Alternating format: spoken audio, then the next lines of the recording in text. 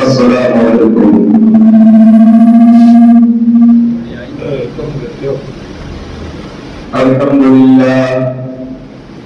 الحمد للہ رب العالمین والصلاة والسلام على رسوله الكريم الأمين وعلى آله الطيبين الطاهرين أصحاب الهادين المهديين. أما بعد فأعوذ بالله من الشيطان الرجيم. بسم الله الرحمن الرحيم. شهر رمضان الذي أنزل فيه القرآن هدى للناس وبينات من الهدى والفرقان فمن شهد منكم الشهر فليصمه ومن كان مريضا أو على سفر فعدة من أيام أخر يريد الله بكم اليسر ولا يريد بكم العسر ولتكملوا العدة ولتكبروا الله على ما هداكم ولعلكم تشكرون. آمنت بالله صدق الله العلي العظيم.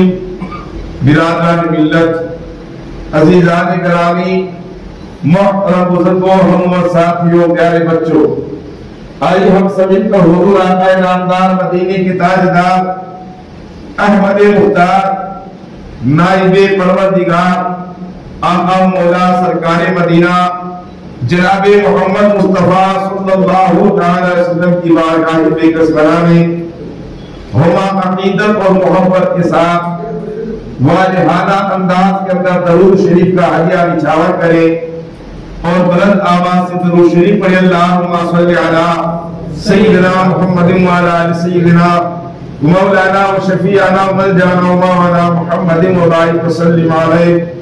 الصلاۃ والسلام علیکہ یا رسول اللہ، الصلاۃ والسلام علیکہ یا حبیب اللہ. سامعین حضرات، جس آیات مبینات کو میں نے تلاوت کرنے کا شرف حاصل کیا ہے، اس کا معنی، اس کا مطلب، اس کا ارتھ سماعت فرمائیے. اس کا کیا معنی ہے؟ حضرات، اللہ تبارک و تعالیٰ اپنے مقدس کلام کے اندر خود ارشاد فرما رہا ہے.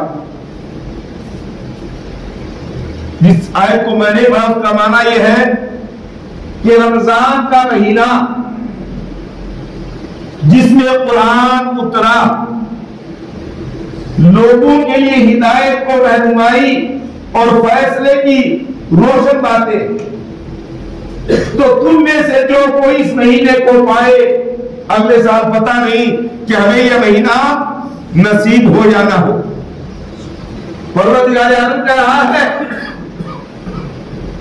تو تم میں سے جو کوئی اس مہینے کو پائے ضرور اس کے روزے رکھے.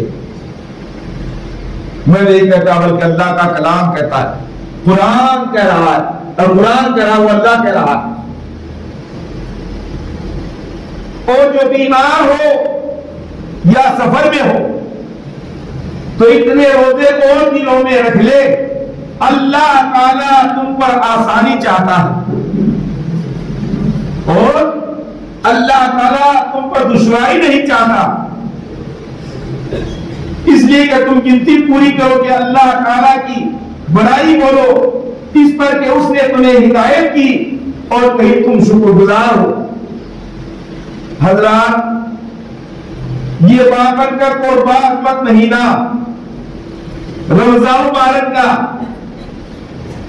اپنے جلوں میں رحمتیں اور مغفرتیں لیے تشریف لاتا ہے، جو آج آدھا حصہ یوں سمجھو کہ مکمل ہو چکا. اب 4-5 گھنٹے کی بات. حضرات، یہ بابرکت اور باعظمت مہینہ رمضان مبارک کا اپنے جلوں میں رحمتیں اور مغفرتیں لیے تشریف لاتا ہے. اس 30 دن کے مہمان کی رضا سے رضا الہی نصیب کرو. رضا الہی نصیب ہوتی ہے.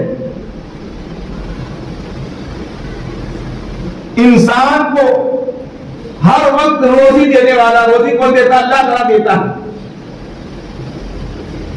انسان کو ہر وقت رزق دینے والا خالق یہ امتحان لینا چاہتا ہے.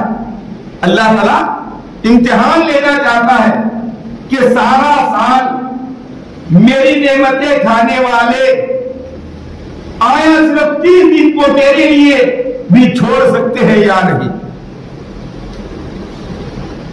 چونکہ اس کا تعلق براہ راست اللہ تعالیٰ کی ذات سے ہوتا ہے،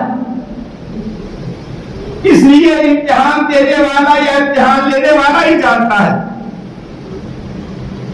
کہ وہ امتحان میں کامیاب ہوا ہے یا نہیں. اس لیے اللہ تعالیٰ فرماتا ہے، حدیث قدسی ہے، الصوم لی وانا اجزی بہ. اس کا معنی یہ ہوا، اس کا مطلب یہ ہوا کہ روزہ صرف میرے لیے ہوتا ہے. اللہ تعالیٰ کہتا ہے کہ روزہ صرف میرے لیے ہوتا ہے اور اس کی جزا، اس کا بدلہ میں خود ہی براہ راست عطا کرتا ہوں. اور بعض حضرات نے اسے آنا اجزا بھی پڑھا ہے. پھر یہ معنی ہوگا کہ روزہ کی جزا میں خود ہی ہوں.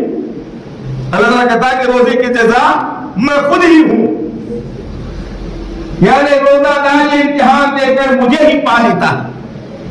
کون کرا؟ اللہ کرا ہے کہ روزہ رکھنے والا جب روزہ رکھتا ہے تو مجھے خود کو پا لیتا ہے، یعنی مجھے حاصل کر لیتا ہے.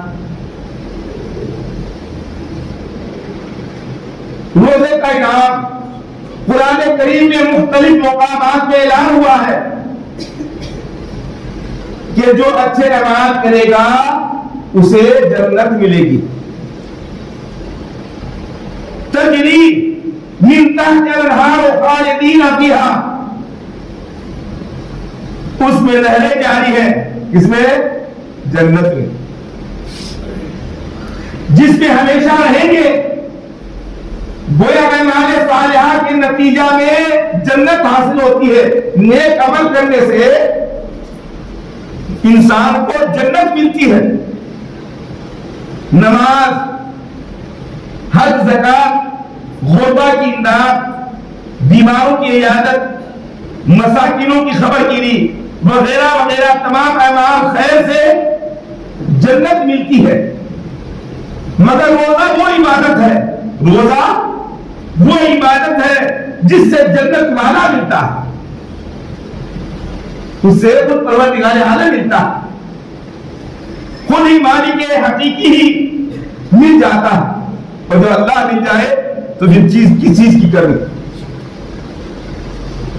محمود ایاز، ایک دفعہ محمود غزنوی رحمۃ اللہ علیہ نے جواہرات اپنے جنیلوں کے سامنے پھینکتے ہوئے فرمایا کہ چن لیجیے. ایک بار محمود غزنوی بادشاہ نے ہیرے جواہرات پھینکے اور اپنی جگہ کو کہا کہ چن لو، اس میں سے لے لو، اور خود آگے بڑھ گیا بادشاہ محمود ایاز غزنوی.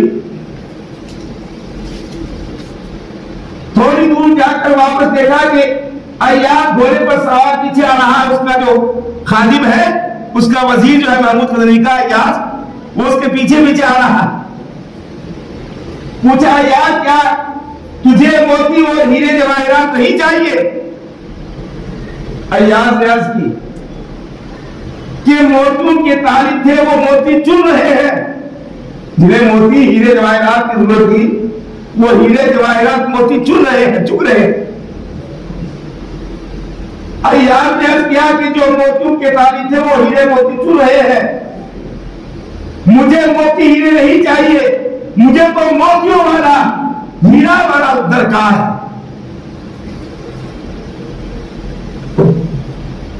جس کے ساتھ میں ہوں. اس سلسلہ میں ایک حدیث بھی ملاحظہ فرمائیے. حضرت ربیعہ رضی اللہ عنہ، اللہ کے نبی کے صحابی، حضرت ربیعہ حضور علیہ السلام کے صحابی ہے. مشکاہ شریف کی حدیث ہے کہ ایک مرتبہ حضور علیہ السلام کو وضو کرایا تو رحمت للعالمین صلی اللہ علیہ وسلم نے فرمایا سل ربیعہ، تو ایک مرتبہ حضرت ربیعہ رضی اللہ عنہ نے اللہ کے نبی کو وضو کروایا، تو وضو کرانے کے بدلے میں اللہ کے نبی نے کیا فرمایا؟ سل ربیعہ، تو اے ربیعہ مان کیا چاہتا ہے؟ صحابی سے کہے اللہ کے نبی کہ مجھ سے مان کیا چاہتا ہے؟ سبحان اللہ، ربیعہ نے کیا خوب مانگا، عرض کیا اسألوکا، مراد پانے کا پھر کہتا کہ جنت میں بھی آپ ہی کے ساتھ میں حاضر ہوں، آپ ہی کے ساتھ ہوں۔ گویا آپ کیا کہ آپ سے آپ ہی کو مانگتا ہوں۔ کسی شاعر نے اس کو خوب ادا کیا ہے اور وہ کہتا ہے کہ ربیعہ نے عرض کیا کہ تجھ سے تجھی کو مان کر، تجھ سے تجھی کو مان کر مان لی ساری کائنات، مجھ سا کوئی گدا نہیں اور مجھ سا کوئی سخی نہیں، مجھ سا کوئی گدا نہیں اور تجھ سا کوئی سخی نہیں، اور تیرے کرم سے تیری آنکھ کون شے ملی نہیں، تیرے کرم سے میری آنکھ کون شے ملی نہیں، جھولی ہی میری تنگ ہے تیرے یہاں کوئی کمی نہیں، جھولی ہی میری تنگ ہے تیرے یہاں کوئی کمی نہیں۔ پھر آپ غور فرمائیں کہ جس کو حضور علیہ السلام فرمائے کہ مانگ کیا مانگتا ہے، اس کی قسمت کا کوئی بھی دنیا کا عالم بیان نہیں کر سکتا، کتنے بڑا مفتی ہو، مدبر ہو، مفتی ہو، شیخ الاسلام ہو، کہ اس کی قسمت کا کوئی بھی دنیا کا عالم بیان نہیں کر سکتا۔ روزہ کے فرض ہونے کی وجہ اسلام میں اکثر اعمال کسی نہ کسی واقعہ کی یاد تازہ کرنے کے لیے مقرر کیے گئے ہیں۔ مثلا صفا اور مروہ کے درمیان حاجیوں کا دوڑنا، حاجی حضرات جو عمرہ کرنے جاتے ہیں وہ بھی صفا اور مروہ کے درمیان دوڑتے ہیں، حج کرنے والوں کو تھوڑا ہی پتا، لیکن آج لوگ کیا کہتے ہیں، عمرہ کر کے آتا وہ کہتا ہے حاجی صاحب۔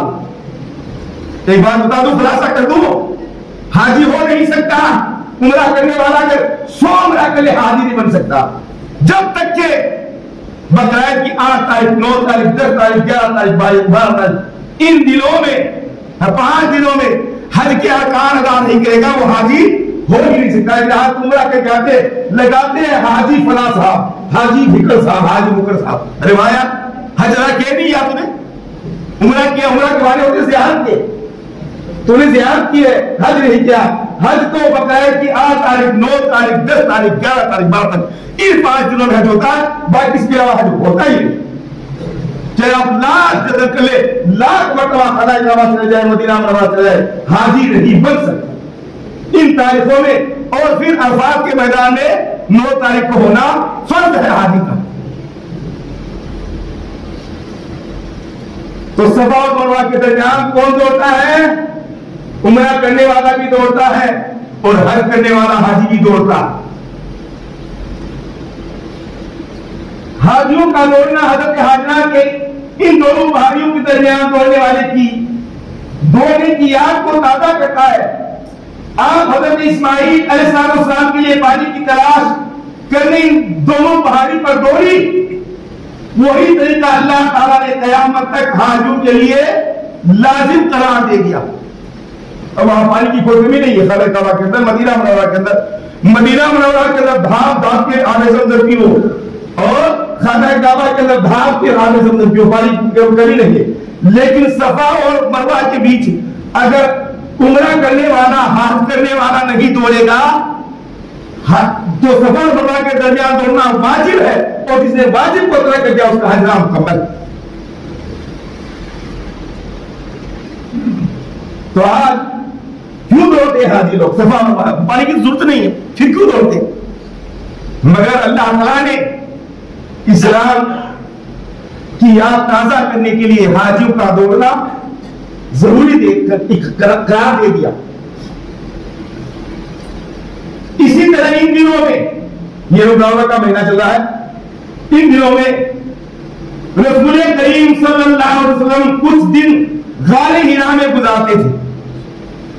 غار ہرا حاجی حضرات نے یا عمرہ کرنے والے حاجی نے دیکھا ہوگا، اور اس ناچیز نے تو غار ہرا کے اندر اللہ کے فضل و کرم سے تکبر کی بات نہیں، گھمنڈ کی بات نہیں ہے، 12 رکعت نفل نماز پڑھی اور ایک مکمل قرآن شریف کا سپارہ تلاوت کیا اسی غار ہرا کے اندر جہاں قرآن کا نزول ہوا تھا، اسی غار ہرا کے اندر۔ پہلے لوگ مجھے کہتے تھے کہ یہ تو صرف نام کا حاجی ہے، اسے کیا معلوم یہ حاجی کسے کہتے ہیں؟ اب میں اسی حاجی سے پوچھنا چاہتا ہوں، اے حاجی میں نام کا حاجی نہیں ہوں، بلکہ سارے ارکان میں نے اپنے خود ادا کیے ہیں، اور میں جتنا شاید جانتا ہوں شاید آپ بھی نہیں جانتے ہو۔ یہ میرے والد محترم کی دعاؤں کا صدقہ ہے، حاجت محرز شہر قاضی کی دعاؤں کا صدقہ ہے کہ جو نام کا میں حاجی کہلانے والا تھا تو ان کی دعاؤں کے صدقے سے مجھے مکمل حاجی بنا دیا اللہ تعالیٰ نے۔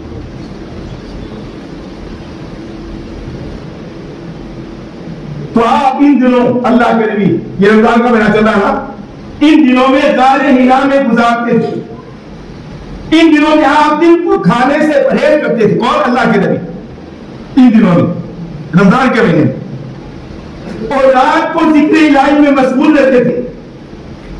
اللہ تعالیٰ نے ان دنوں کی یاد تازہ کرنے کے لیے روزے فرض کیے تاکہ اس کے محبوب صلی اللہ علیہ وسلم کی سنت قائم رہے۔ اب تو روزہ رکھنا ہر عاقل و بالغ پر فرض ہے، بیمار ہے یا سفر میں، لیکن آج کل سفر تو بڑا آسان ہے، سفر میں کوئی دقت ہی نہیں ہے، پیدل چلنا نہیں پڑتا ہے، ایک سیکنڈ بھی پیدل نہیں چلنا پڑتا ہے۔ وہ پہلے والا سفر تھا جس میں پیدل چلنا پڑتا تھا۔ اگر بیمار ہے، ڈاکٹر یا طبیب نے کہہ دیا ہے کہ اگر یہ روزہ رکھے گا تو اس کی بیماری بڑھ جائے گی، اس حالت میں وہ انسان روزہ چھوڑ سکتا ہے، لیکن آج کے سفر میں روزہ چھوڑنا میرے حساب سے درست نہیں ہے۔ پہلی امتوں کے روزے، روزہ ہر امت کے لیے فرض کیا گیا تھا، صرف ہمارے نہیں کہ امت محمدی پر روزے فرض ہے، ہر نبی پر اور ہر نبی کی امت پر روزہ فرض تھا۔ اس کی صورت ہمارے روزوں سے مختلف تھی۔ کتابوں میں آتا ہے کہ حضرت آدم علیہ السلام پر ہر ماہ کی 13 تاریخ، 14 تاریخ، 15 تاریخ کا روزہ فرض تھا، جو نسل انسانی کے باپ ہے۔ اور حضرت نوح علیہ السلام پر اور نوح علیہ السلام ہمیشہ روزہ سے رہا کرتے تھے۔ اسی طرح سے ہر نبیوں پر اور نبیوں کی امت پر جو ہے مختلف روزہ تھا۔ اللہ تعالیٰ ہم سب کو جو صحیح معنی میں اس ماہ رمضان کے روزے رکھنے کی اور 5 وقتہ نماز 5 جماعت کے ساتھ ادا کرنے کی، تراویح 5 جماعت کے ساتھ ادا کرنے کی توفیق عطا